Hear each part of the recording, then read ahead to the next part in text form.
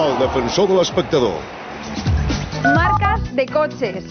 Sí, sí, lo habéis escuchado bien. Marcas de coches. Fácil, ¿verdad? Deportivo. Marcas conocidas. Seguro que tú tienes un coche que se esconde aquí detrás.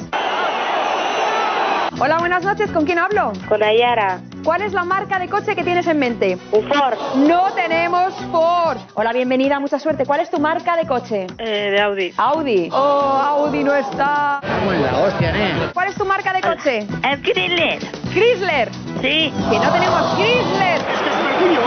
José, a ver, venga, ¿cuál es la marca de coche que tienes en mente?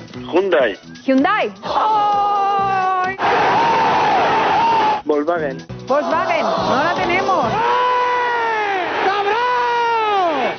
Renault. Renault. Renault no está aquí. Peugeot. Peugeot. Oh. ¡Malparit! ¡Desgraciat! No, yo no. Vale. Oh, no hay Peugeot. Ho haveu vist, tots, no? Ho haveu vist? La mare que et va venir!